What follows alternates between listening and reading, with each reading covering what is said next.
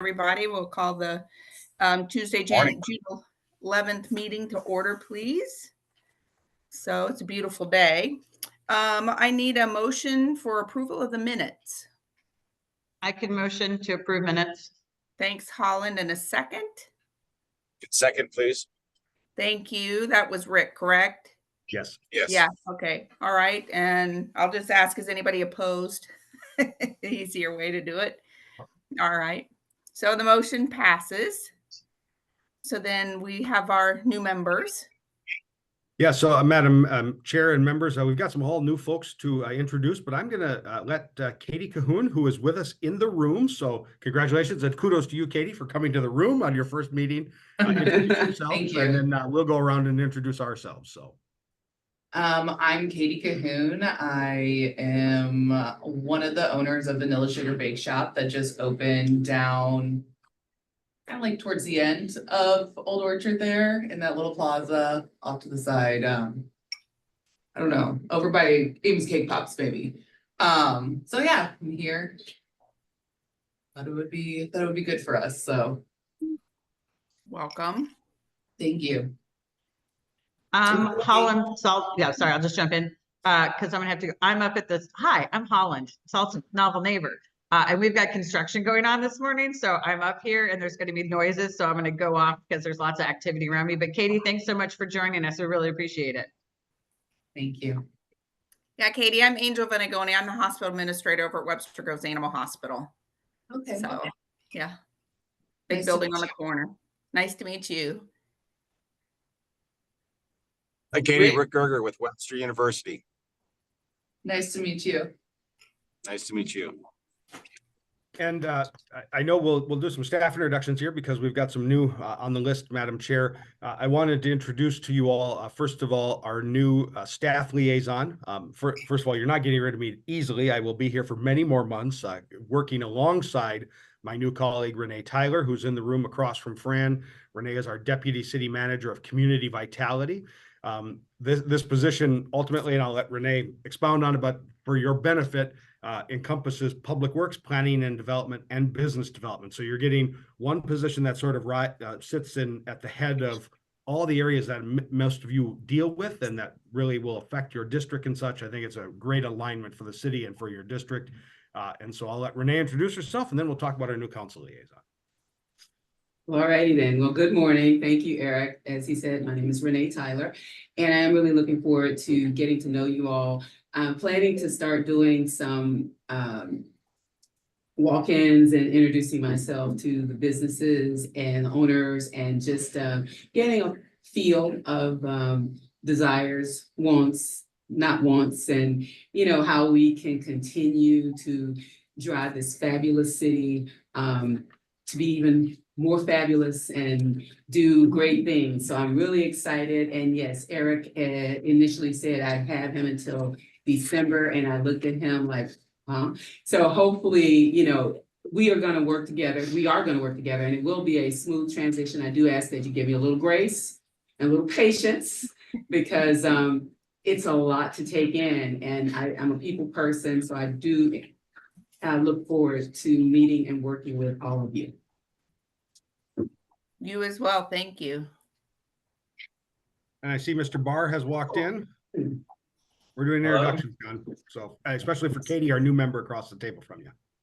Are you really standing outside in front of the building? I am standing in front of the building. I am enjoying the water mist, but I won't tell you what state I'm in. So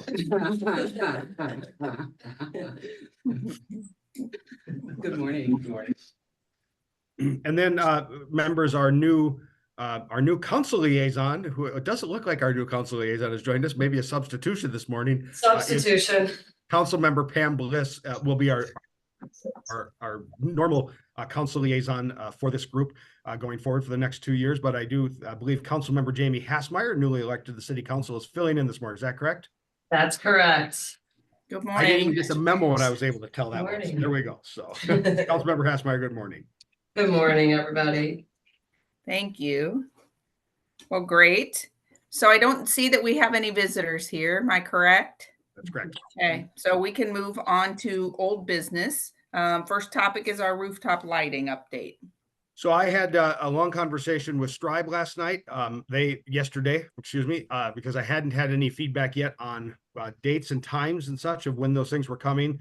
Mr. Higgett, the estimator, has indicated that he's going to connect directly, Angel, with you. He has your number, and also with Holland on the repairs at Novel Neighbor, and then directly to Angie. He has your number and phone after last night. So we're going to go through this again. And Renee, I'll bring you up to speed on these joys of getting folks there. But and then Blue Dahlia is building. I can never remember the ownership group, but is going to direct to the owners of Blue Dahlia to get that estimation done. So I'm really hopeful that we're going to have these numbers back.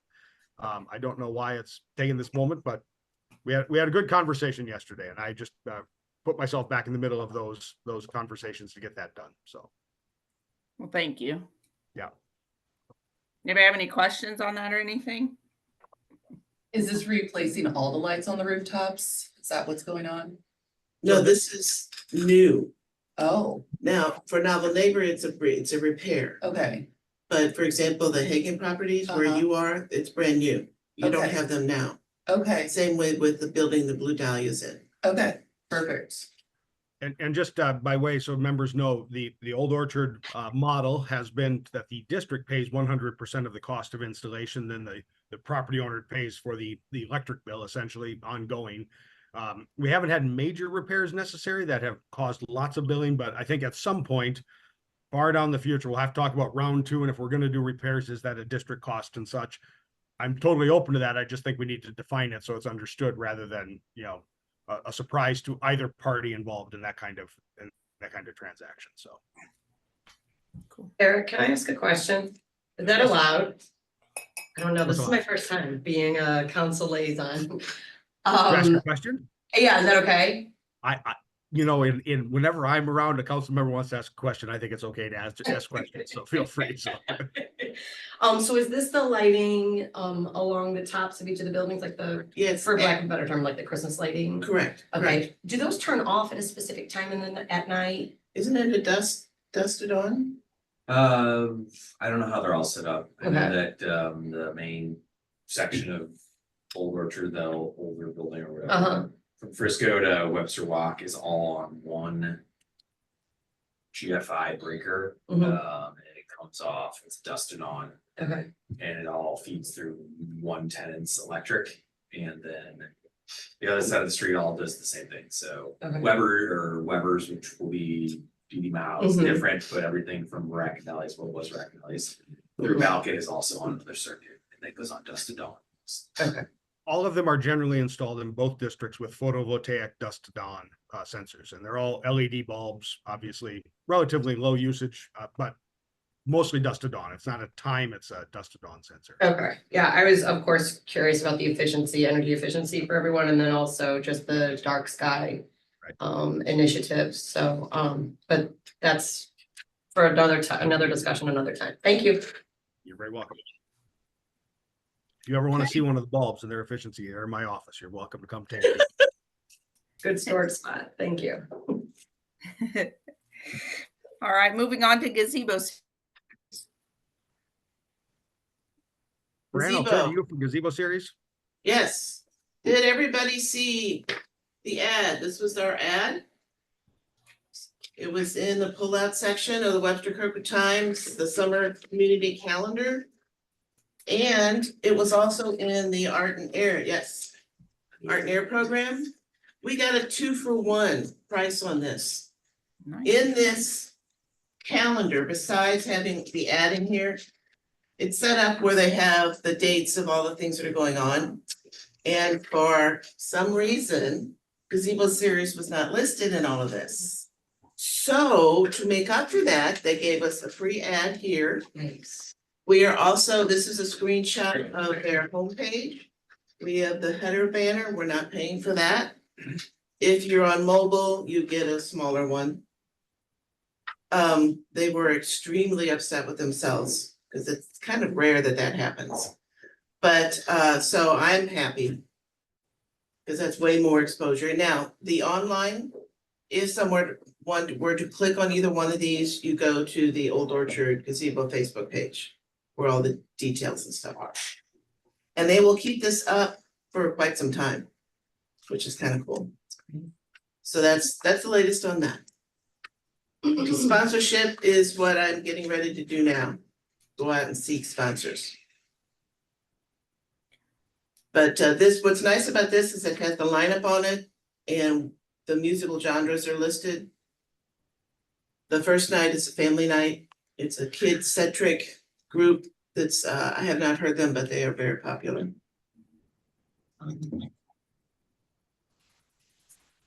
That's what I know.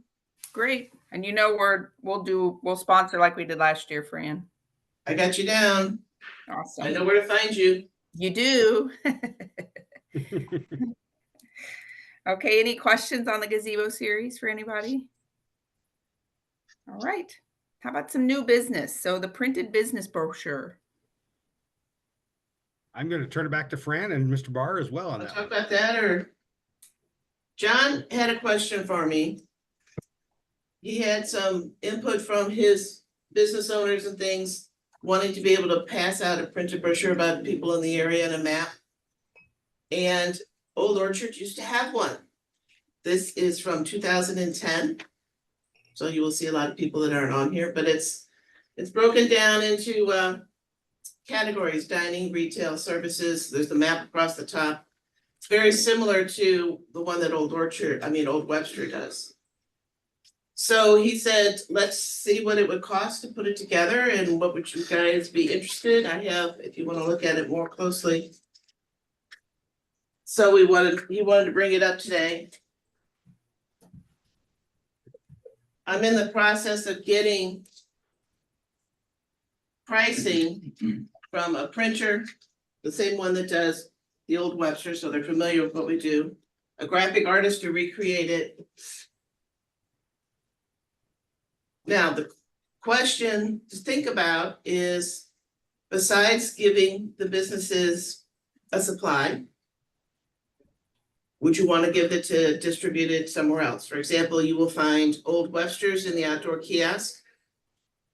Old Webster gives them to Webster University and they put them in their student packets. We also give them to the St. Louis Convention Center and they have them at there. Because we're part of the neighborhood partnership with them, we can do that for free. We can do Old Orchards as well. If we did that, it just depends upon what you guys want to do. The other thing to think about would be, who do you want in that?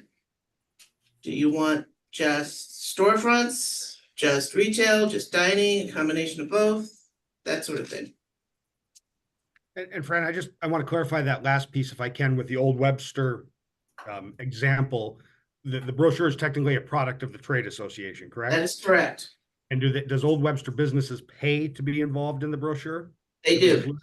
So I just want to give you an example of the models. And there's nothing legal that says we have to include everyone if the district pays for it.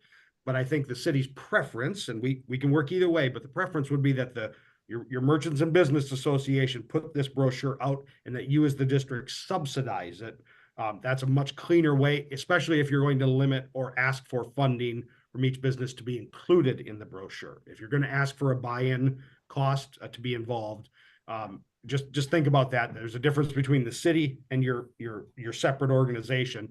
You can push money to that group to do these types of things, and we do for Old Webster. I just want to be very clear that if it is the city, we have to have a really good reason why we're only putting some people that pay the tax in and not others that pay the tax. And then also, we all have some businesses right on the edge that really believe they're in Old Orchard, but aren't paying the extra tax into the district. I go back to my great example, Big Sky and Grafika. They're right on the edges of the district, but they're not in the district. So, if they wanted to be included, how would they be? So that's something your association could include them, but we could not from the city side and the district perspective. I know those are really fine points, but I just want to make sure that you have them all as you think about who's producing it and how you go about it. So just to clarify and understand, the options for getting the fees covered are the businesses themselves pay or the I think the options are limitless, John. We if you're not gonna have the association do anything in this or have the businesses put in anything, the district, the city can cover the cost. But then the real question is, if you're not going to include some district businesses, McDonald's, let me just use that. Yeah. Right? So if you're not going to include McDonald's, what is the reason the city's not including them in something the city's putting together, right? That's a valid question that people should ask us. But two, we can't put right on the edge of the district, but not in the district, those businesses in. So I can't include Big Sky in something your district's paying for because they're not paying into the district. Now, if the association's putting it together, you can decide the districts, the district are going to send the association $5,000 to put this together. That's great. Whatever else happens beyond that, you're going to add in a fee of $50 per business, for printing cost or whatever. You're going to add in, we're going to add these I call them the bubble businesses. You can include them for the same amount or whatever. That's up to your association. You can go forward in any way. The city's perspective, we have subsidized you as the association to do marketing and support the businesses.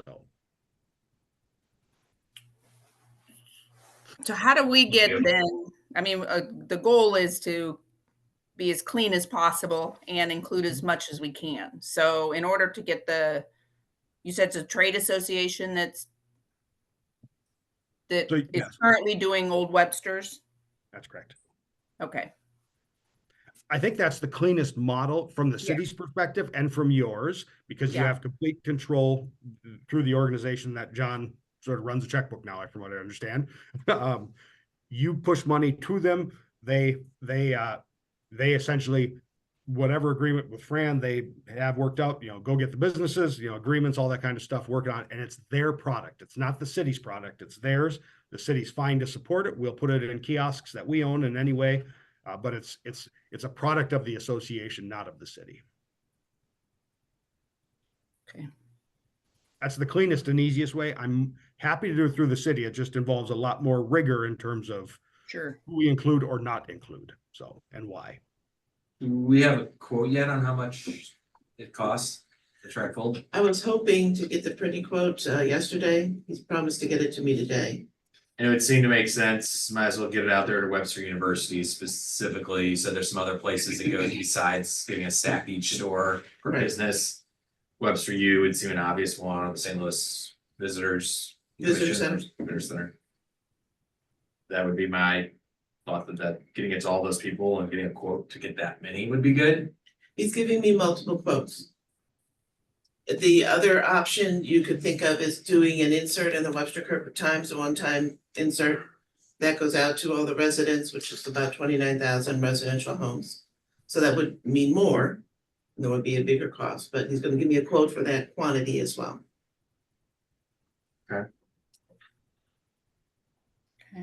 That would help probably us decide how much we really want to pay for it here and how much maybe we want to each business. Maybe some businesses won't find it beneficial and they wouldn't want to chip in. They might find that it's only $100 a business. I would think that at $100 each times 50 businesses, let's say, that people would find that worth it.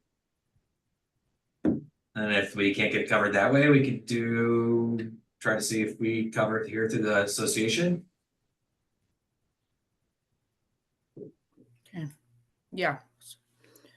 Right. The scary part is I remember when the other one came out. My goodness, I can't believe it was 2010. Man. Wow. When you said that, I was like, no way. So good idea, John, or bringing this back up. I can't believe I actually still have one. It's fun to look and see the businesses that were there and remember, go, oh, wow, I forgot about them. Yeah. And this was put out by the association that was active at that time. And you'll notice that there are some on here that aren't technically not in the district. Yeah. So do you think the district paid for it or they paid for it themselves? They paid for it themselves, and if you look on the back, they got extra sponsors, which also paid for it. Oh. For example, Ross and Baronzini is on here, but they're not listed in the directory. Because they're not retail. There's a whole bunch the one that really gets me though is Norman Photography. That's in Shrewsbury. Yeah, that's way down there. So that would be a no-no in my opinion. But But they want to sponsor it to get their name out there because they. I are- guess that's what they did. All right, so I guess we can, go ahead, Eric, sorry.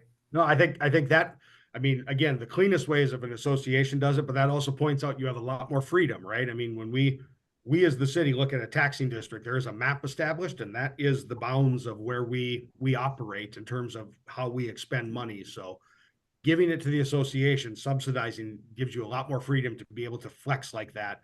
And there are a lot of folks who think they're in Old Orchard that aren't in Old Orchard when they stop and think about, you know, that the identity of the name is much bigger than the map has been drawn. So then with Fran getting quotes, and then we just offer that up on the trade association side if they want interest. How's that process? Or is this the process? Says John sitting here. I think it's a bit of both. I mean, ultimately, I don't know what if you went the whole association side, I think the association would be right to ask you, the district, for funds to subsidize, to backstop anything. But I think it's also, the association will have to decide, someone's got to go out and sell it, right? I'm assuming that's going to be Fran, but they're gonna have to decide if they're going to engage Fran in that time to do that, and also to connect with all those businesses and such, because the city, even if it is the city side, we're going to engage Fran. We do not have staff time to go out and, you know, sell sponsored. We'll put a letter together, but it's certainly not going to be a door-to-door effort on city staff time. And that becomes a whole nother world when it's city staff selling something door-to-door. So I think that's really a distinction. If it's going to be the association, the district still could be asked to backstop and subsidize in some way. Okay.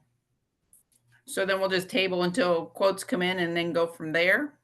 Is that the consensus from everybody? I'll take that as a yes.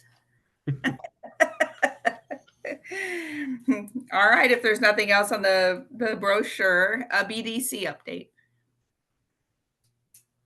The Business Development Commission is meeting 3 weeks from now. It's a weird month. We've got meetings with a nice week off here in the middle. But they are moving towards September with their next coffee. They are guns a-blazing on the community improvement district model. They have dedicated themselves into making that a big topic of conversation for the coming year, whether or not to look at the new model of the business districts, which we've seen in other places around the city and around the state, the region, the St. Louis region and the state. For those that don't know, community improvement districts is a different taxing model than what you have currently in the business districts, the 3 in Webster Groves.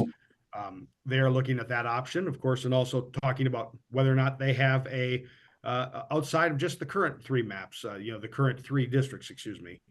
And I love having the dogs involved, Angel. That's awesome. I wish I had one to come up and give me hugs and kisses while I'm meeting. So that's awesome.